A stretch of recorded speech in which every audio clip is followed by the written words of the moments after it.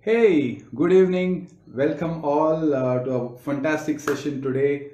I'm very sure that you guys have been waiting for this wonderful session. And of course, some of you who have been following me, definitely you must be waiting for the topic of parenting a sporting child. So there's a enormous difference between parenting a normal child and parenting a sporting child. So first, let me understand what this term parent means. So parent means basically your mother and father, or it could be guardian in some cases. But when it comes to parenting, the word parenting refers more on the nurturing. uh, it's more on the nurturing side, but also when a child goes into sports, so there are other stakeholders who are involved in it, who play a major role, like coaches, like trainers. There are other stakeholders like psychologists, nutritionists. It could be officials, it could be many people, like of the school, or it could be larger way in a society. They all play a major role. Right? So but quintessentially, I would say parents, parenting, that becomes key. So today's topic being parenting a sporting child, I'm going to add the master of coaches, I would say the coach of coaches. So he has a wide experience and expertise in coaching, as well as mentoring, as well as mentoring parents. I would say, I would stress that word, mentoring parents. So he is immense. So he is also widely known as Balancer and the encyclopedia, and most of them he is a guru. He was my guru too before, and that's it. So I would like to add Balancer. So before that, hi, hello, hi Varsha Kamath, and hi Golden Badminton. So I've been seeing many of my students too here. Hi Rekha Rani, hi Praveen, yes, hi Meda, good. Hi Rohit Kamath, yes. So let's quickly add Balancer here.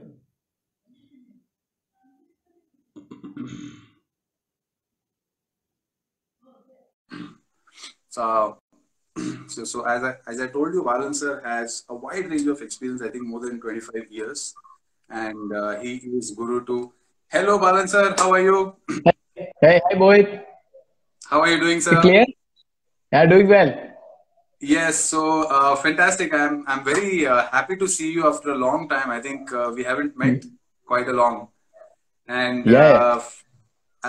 I mean, I'm really honored to say this. I really honored to have you here on the live sessions, and we all are very My excited. pleasure. I'm Yes. sure my viewers are also very excited. So some of you are saying hi on the screen. If you can see Golden Badminton, then Yes. Praveen, and Yes.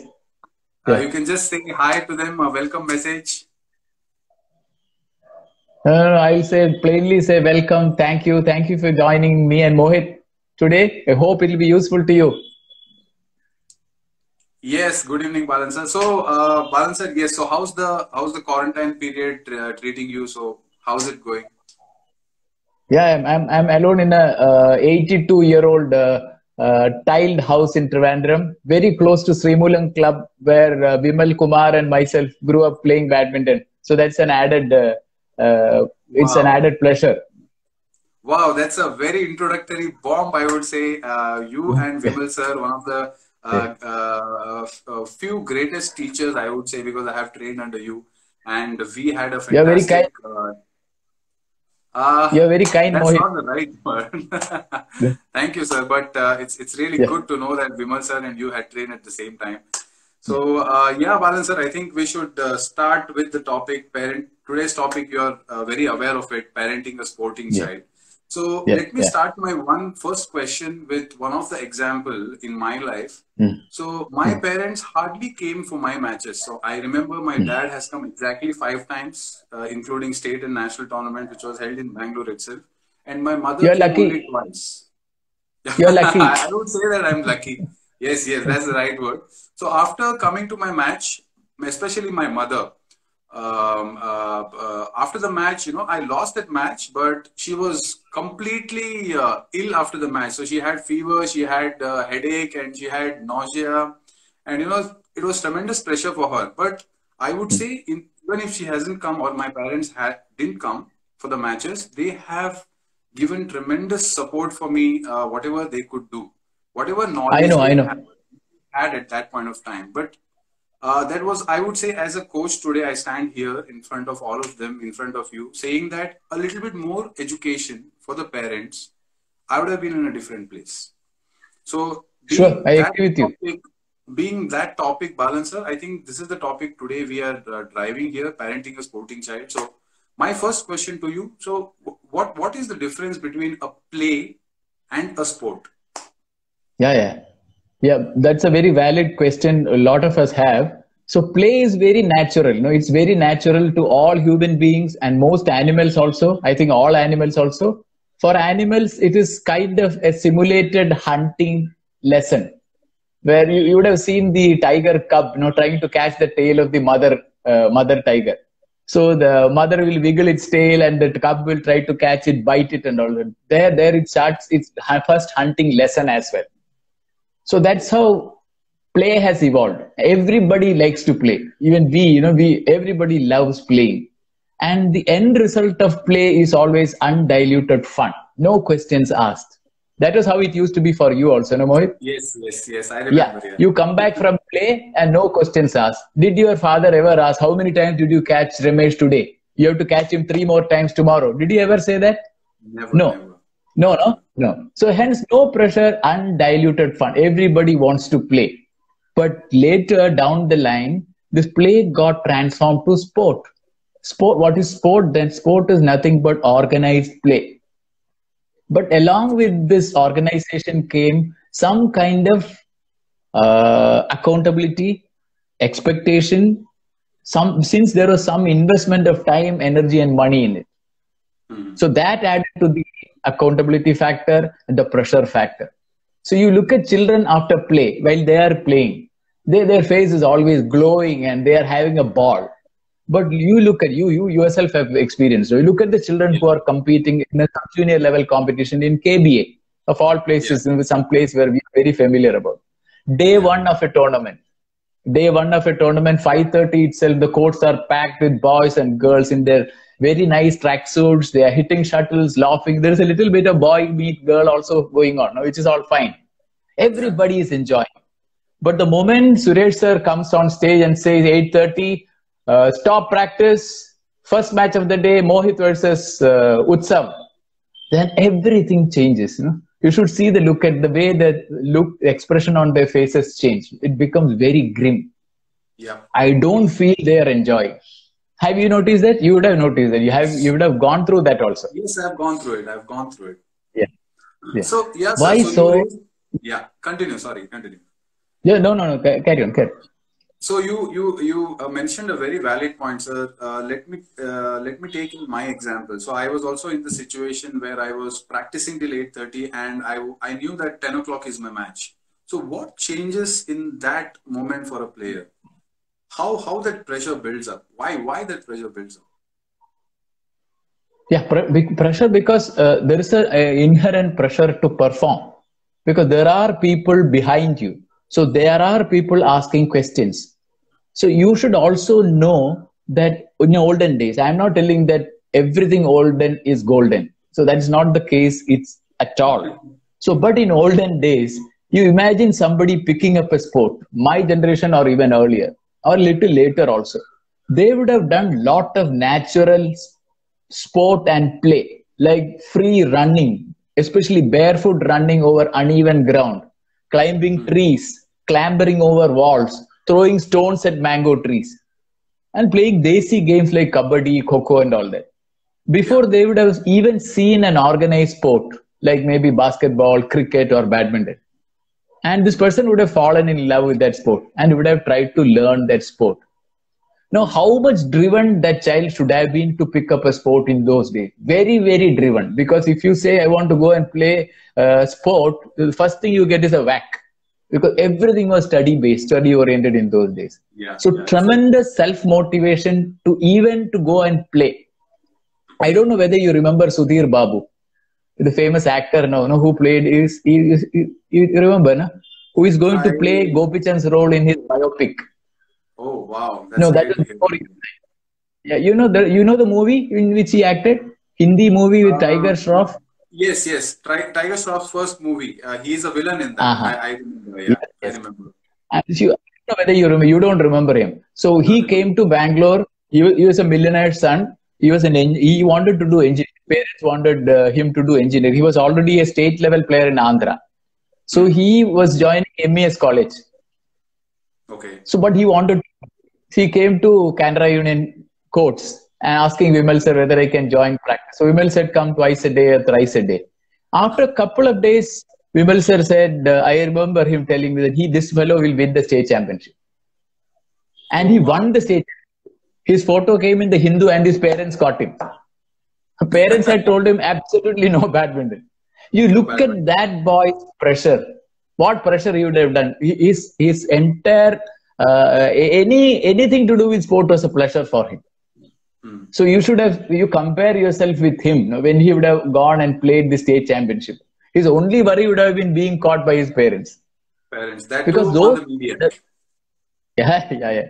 So that generation, no, even to I have many cousins who have used to hide their trophies in their friends' houses because if you take them home back, Yeah. so they were highly self-motivated. So what is the pressure? If they love something so much, you don't mind winning, you don't mind losing. That's not the case with majority of children nowadays. I am not sure Nowadays. whether they are so self-motivated because they have been picked and planted on a badminton court, picked and planted on a basketball court, according to, in many cases, the parents' whims and fancies. That's a sad thing.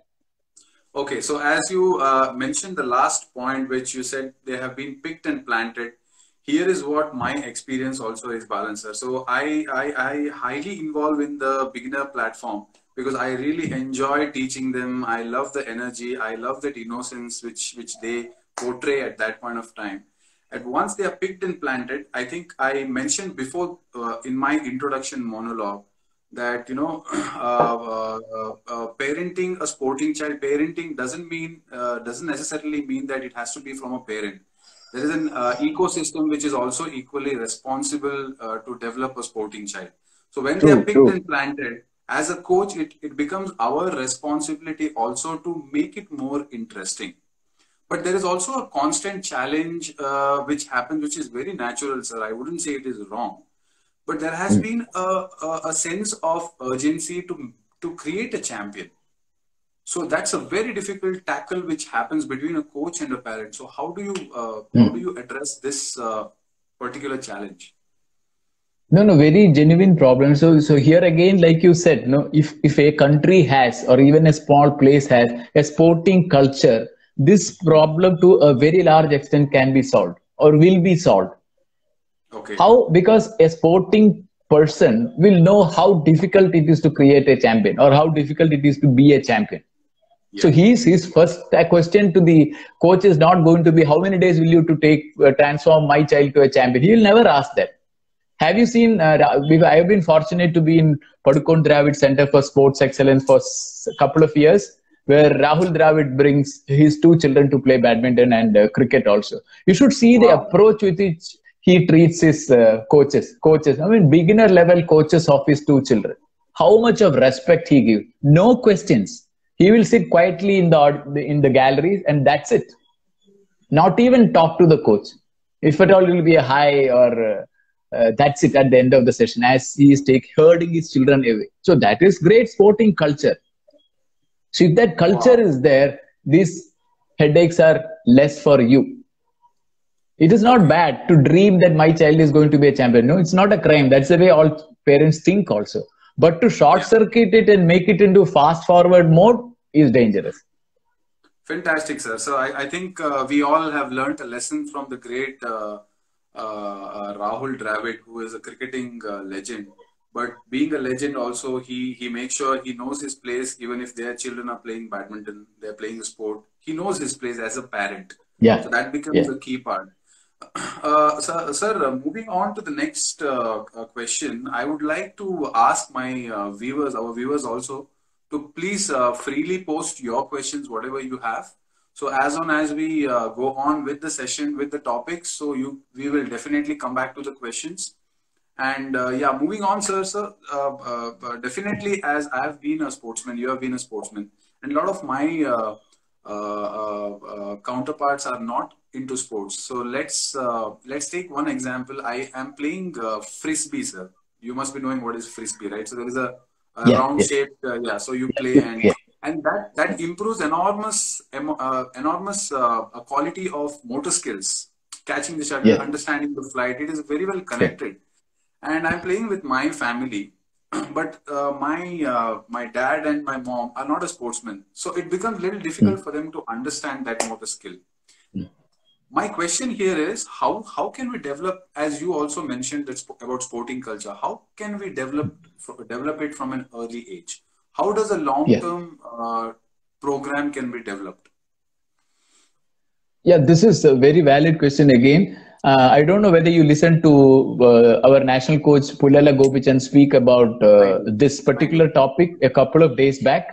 So what he Yeah. said was he had a child. He said his whole approach to coaching changed a couple of years back when a Okay. small child who looked very clumsy to him, extremely clumsy, and he was even cursing her in his mind, not openly, that why the hell did such a kind of child come to my camp, beginner level camp, of course, who couldn't even connect the shuttle, who could even throw a shuttle, who could even catch a shuttle.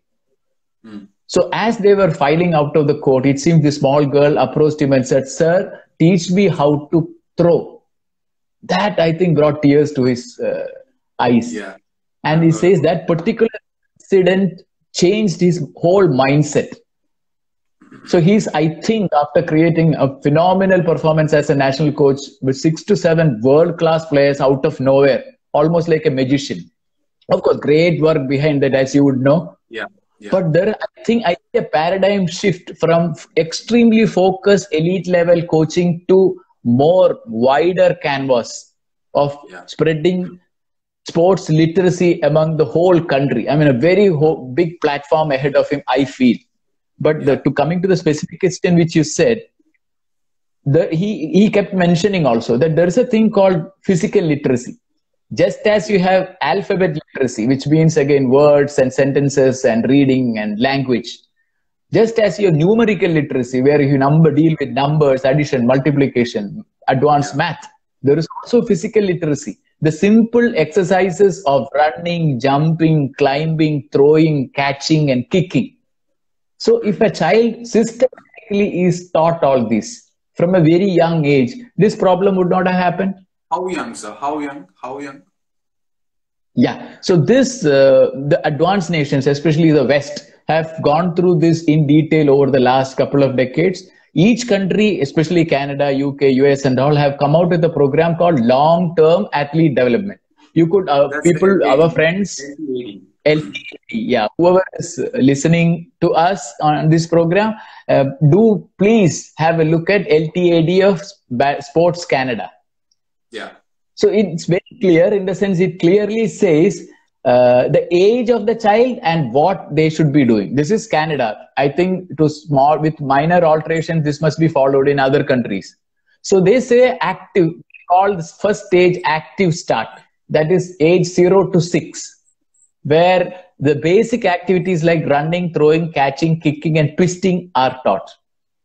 Nothing else. And the child may go to multiple sporting venues, may Yeah. not be playing, but to multiple venues.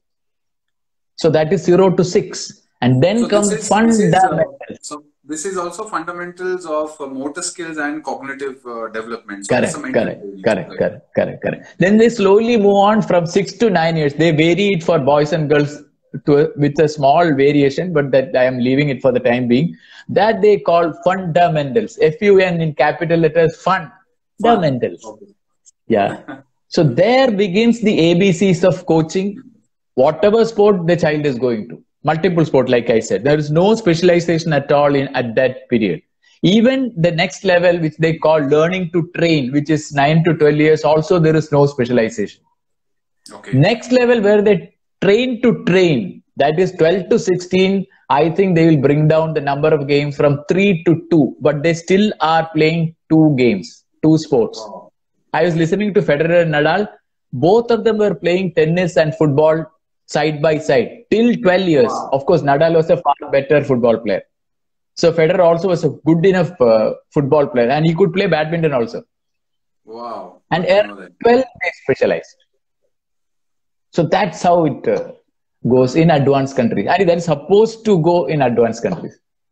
Wow. So that's the proof. All my viewers here, please note that point. It's a fundamental at 6 to 9, and then this specialization for two sports, as Balan sir, the master, has said here, and including Roger Federer and Nadal, they have been playing two Rafael sports Nadal. at the age of 12 to 16. That's fantastic, sir. Please continue. Yeah, and then they come to learning to compete between 16 and 18. Of course, I mean, they must have been playing tournaments before, no doubt about that. But the focus on competition starts only between 16 to 18. Okay, and then it is training to compete between 18 to 21, where a clear annual or even micro plans are made for their tournament participation. Focus by the coaches on tactical acumen, how to tackle the psychological factors during competition, all those things. Yes. 7th level is learning to win. That is pretty much an advanced level if the child reaches that stage. Okay. Then again is winning for a living. All those things which go into the making of a champion player, how professional he has to be, how to juggle with endorsement deals, contracts, all those kind of things. And finally, a stage 9 is active for life. After the sport, what? Yeah. How will you survive? Are you going to get an employment, or are you going to take up coaching? Advice and counsel about those. So this is pretty much the calendar of events they have prepared for a sports person. Great work. I hope our country also migrates to that kind of a platform. I hope too, sir. So that's a fantastic formula which has been given to us by the master Balan sir here. I think that's a very valid journey, I would say, right from the age of 6 to active for life. It could be 65 or whatever. That's a fantastic, sir. But I have a counter question for this. So as you mentioned specifically that this is coming from the West, how about East? Like a country like China, I have seen in YouTube and I have heard about a lot of incidences previously that from the age of 5 they have been tortured, they have been forced, they have been doing all sort of things to make them champion at the early stage. So how does it work for in comparison between East and West? Or let's take you please add up in the country like India also.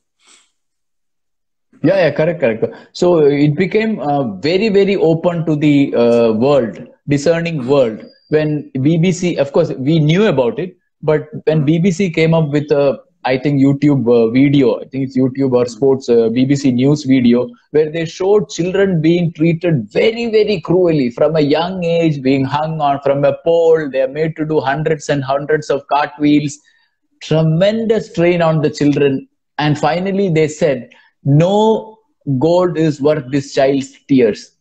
Exactly. Yeah. Very touching commentary, at least. I am not taking sides here, but imagine if a Chinese coach tells you this. If he compares the whole process of vaccination to what they're doing. I'm not on Chinese side for goodness sake. But if he says, see, in the case of vaccination, how do you treat a child? Do you ask the child, 1 year or 2 year old child, call him aside and quietly ask him, Beta, there are many communicable diseases in this world. A lot of them are fatal. So the current technology, medical technology says the only antidote to that is poking a big syringe into your bum. It might be painful, but are you ready to undergo this process? Will the child listen to that? The child will be, he would have climbed a wall. But what do? You quietly turn the child on his bum and the doctor will poke hard. Why do you do that? You do that because you are fully convinced that it is for the child's good, long-term good. Correct, no? So if the Chinese coach asks you that question, then what answer do you have? You don't have an answer. But I agree, it's a very, very cruel system where the children have no say. Yeah. Of course, my friends with China frequently, they say that there are all kinds of players. It is not that the only focus sportsmen play sport. There is a fat player, slow player, no talented player. All are there because the country is also very big and huge in numbers like ours.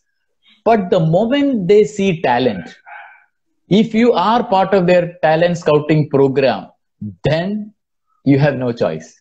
You are put through the rigors. I don't think you can pull out. Okay. Because of the number and because the load put on the children, results are bound to happen because it is survival of the fittest. It is sad but true.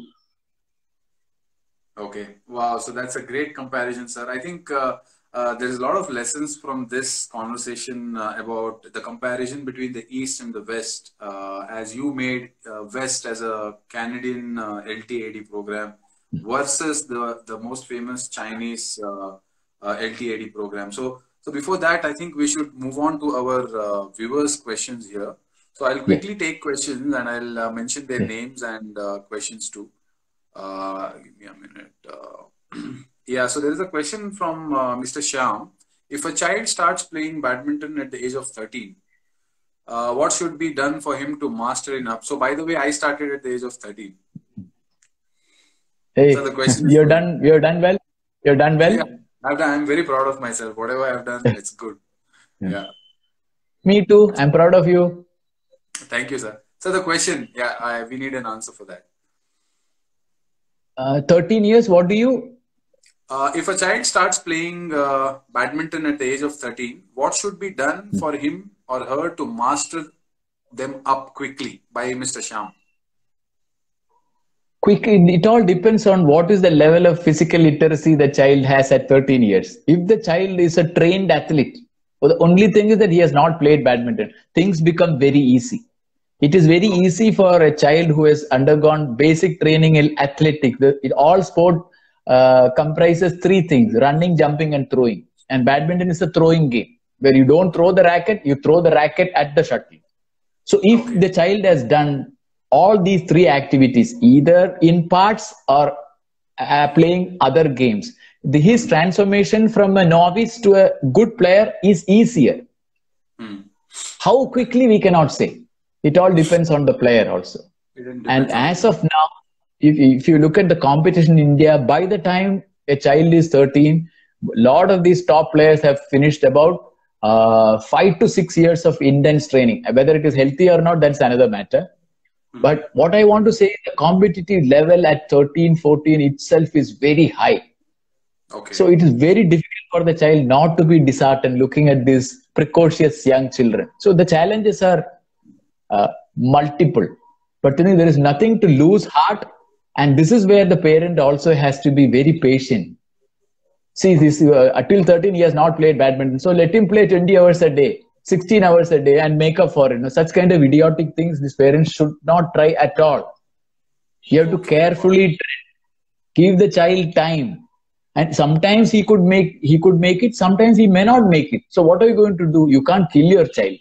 You have to accept the child with all its abilities and lack of abilities.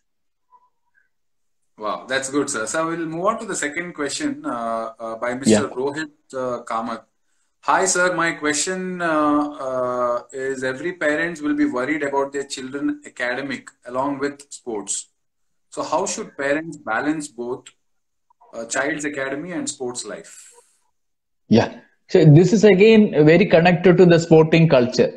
So sporting culture, what they mean is everybody does sport. I mean, all adults do some sport or the other. May not be competitive, but they are playing some game or the other.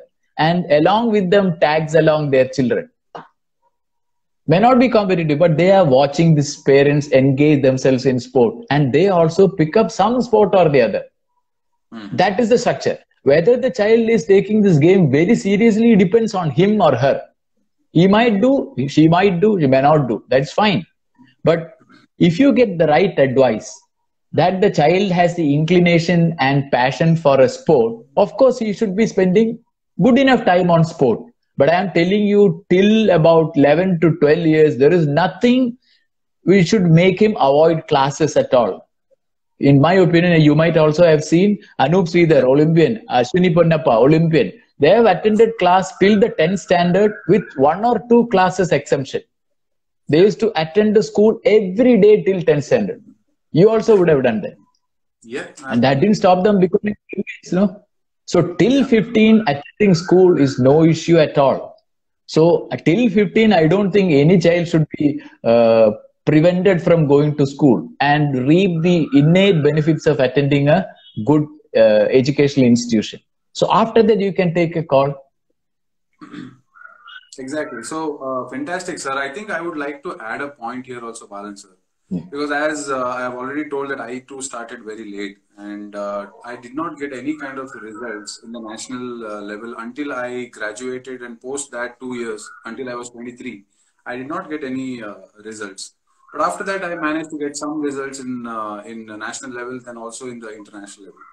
So, but what stayed with me because of this journey which I have learned in sport is persistence, perseverance. So if you can if you can persevere in one thing, you can always persevere in other things.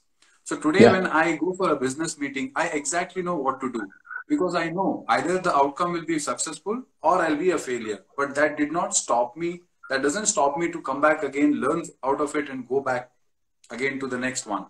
So that's the perseverance which is really taught well in sports. So I would like to come that with the topic of advantages of sports again. So let's take two more questions here. There is one from the Dent Prack.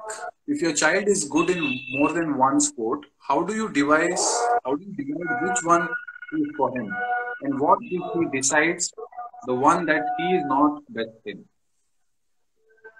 No, that's a very, very valid question. So I have seen minimum 2 to 3 children who have been national level in one sport, totally giving it up and taking badminton. In my case, I have seen that. It's a very dicey question, and it's an amusing incident. It is a girl in my case. So I told her, it's a very, very sensible girl, 12-year-old, when I spoke to her. So I told her, see, look at the results you have already done in tennis.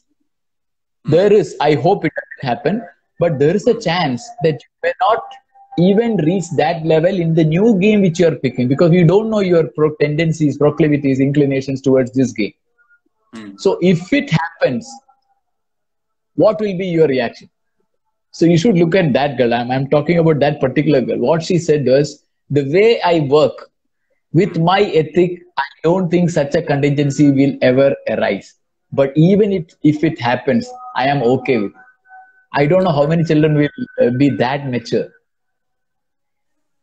That is one case. But advice, counseling is always good. You should go to the right people who will weigh the pros and cons of shifting between two games to both the child and parent together and separately. Okay. But I think the child should follow his or her passion. No doubt about that. Yeah. Fantastic, sir. That's the last question by Mr. Sam Sub. So he has posted a question for both of us. I think we can both of us can answer that. Hi, Mohit sir and Balan sir. I'm a coach and founder at Birdie Badminton. Congratulations. Sometimes during tournaments, parents intervene in between to coach their child, even if the coach is present. So how do we handle that? You can go for it. You are more in touch. You are more in touch. Your answer. Yeah, so I think there are not many parents who do that. There are very few parents who do that. And we will have to create some knowledge-based functions or knowledge-based programs, just like how I'm doing right now. So this is just not for my academy, or it is just for the entire crowd which is there outside in a sporting fraternity. So some kind of program will help parents to understand what it takes to create a champion. And also, secondly, the feedback timing is very, very important. So you will have to understand what the requirement of parent is and give them clear-cut instructions, and then you will have to build up a relationship. That's my answer. How about you, sir? How do you? Yeah. Yeah, you could, all of those who are listening, could take Rahul Dravid's example. Exactly. Also, one question which I pose is, in a school, do you go to a class and intervene with the way a class is taken? Except in parent-teacher meetings, I don't think any parent is allowed. No. Of course, you could speak to the counselor, speak to the teachers in between, but you can't directly interfere with a program which is run in a school, isn't it? So what Yeah. I tell a lot of the parents is, before you entrust your child to a coach or a center, do your homework. See how things are done there. You look at the qualities of the coaches, look at the qualifications. First, assure yourself that they are up to your expectations. And then once you decide that, you entrust the child with the coach and give him sufficient time. Giving feedback is okay, but constantly interfering and troubling him is not on. So like you Okay. said, that feedback which you give should be timely and proper. Proper. Yeah. Right? Yeah. So I think we'll take one more question, sir. We have found, I think he's your friend also. He's Mr. Srinath JR. So hi, Srinath. How are you doing? I hope you're doing well. Yeah. So his question is, there are a lot of talented kids in badminton and loves to play badminton. However, they lack focus and interest towards fitness. So how do we overcome it or handle such kids? So even with this, I would like to add that question, sir. It is a myth, and it is a common practice where people come and say the fitness sessions they don't come. Usually they skip it. They treat that as a separate session, and sometimes they just skip. Parents doesn't take their kids even if the kids are interested. They don't take it. They don't come, but they skip it. How do you handle such kids? It again looks at, it's a clear statement about the commitment of the player. So to the children's advantage, to defend the children, you can see that as they are younger, the focus has to be on the skill aspect and on the fun aspect. So you gradually build up those things before you train your focus on the physical aspect, which is a very hard and monotonous aspect. So Yeah. initial years it is okay. For example, the Thomas Cup champions Denmark, I have had the good fortune to see their training programs. So till 16 years, like as I was discussing with the LTAD, the focus on fitness is very minimal. They are doing training of 1.5 hours thrice a week, right up to time they are 16 years of age. Now you can say that all the Danes are very strong and hefty. Okay, Mhm. so since we are not that hefty and strong, let us have 5 sessions of 1.5 hours per day. That's all. That is Yeah. the minimalist approach, very minimalistic approach. That is Okay. enough till a certain stage. But beyond that stage, if you don't devote attention to the physicalities of the game, you have no future in a very physical game like badminton. So that has to Yeah. be clearly explained and educated to the child and parent both. Exactly. Again, it comes with the right timing. Thanks a lot, sir. I think Srinath, you must have got the Yeah. answer of your question. So let's move on because I too have a couple of questions which are very interesting, sir. We will definitely take it up. One important question to you and the viewers: would you like to extend the session beyond 1 hour? Are you interested in this, sir?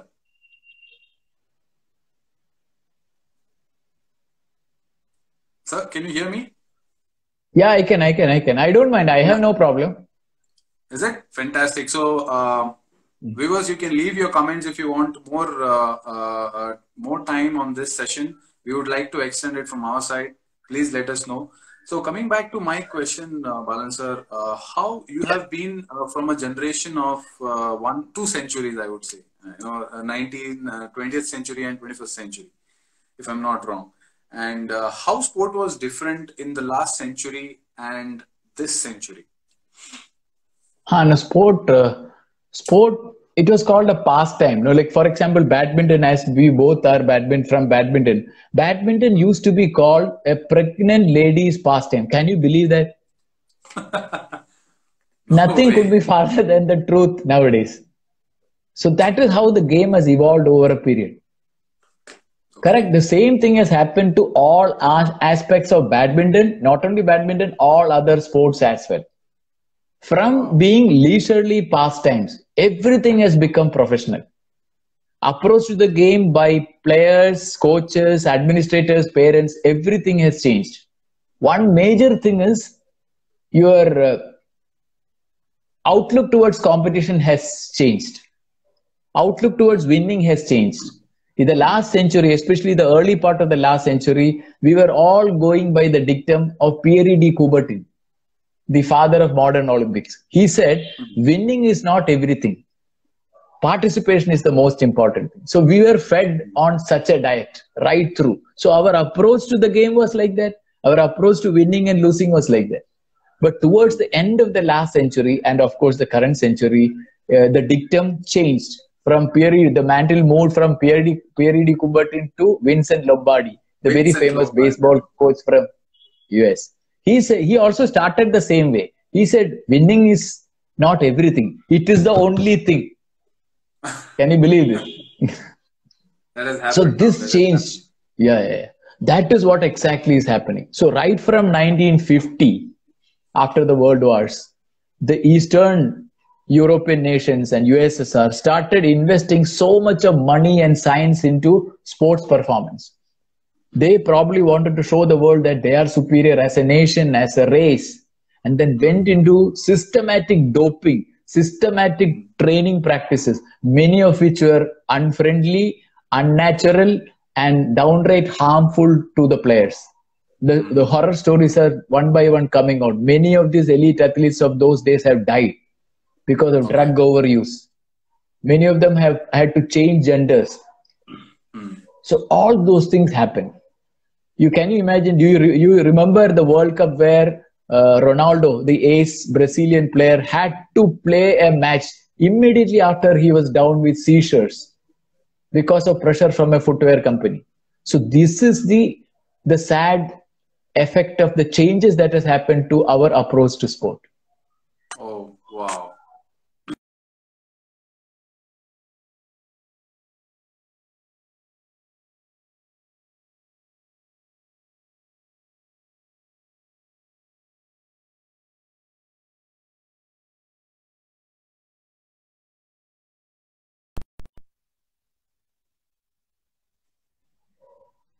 But this condition, this condition perplexed many of the sports psychologists. So what they did was they were also perplexed about people viewing success and failure. How they wanted to really know who is a winner in competitions nowadays, in this extreme crucible of the heat of competition nowadays. Let us look at a game like football, where 50% of the people win. One team winning means 50% of the people win. But they also had a look at a game or a sport like marathon, where 10,000 runners participate. New York Marathon, for example, out of which only one person stands on the podium. So is it that he is the only winner and rest of them are all failures? So a lot of elite sports psychologists of the day sat together and discussed. Even though this is a little bit of a wordplay, they came to the conclusion that success is different from winning. Mohit, I think can you hear me? I can hear you very clearly. I don't know how my audio is for you. You have to tell me. Yeah, it's clear now. It's clear now. Only your visuals are not changing. Yeah, so I think we can just end the video and rejoin it. Is that okay? Does that work for you? Yeah. Okay. So hi all of the viewers. I'm really sorry for this technical glitch. I really don't know what is happening through. But I would like you all to come back. Please come back again. We have interesting topics on how winning is different from being successful. This is very, very important point for all of you, and including me and including everybody here, because we are all judging our generations on how much successful they are, how much on their winning terms. But it's definitely not the case. Our master is here to give us the secret behind that. So let's come back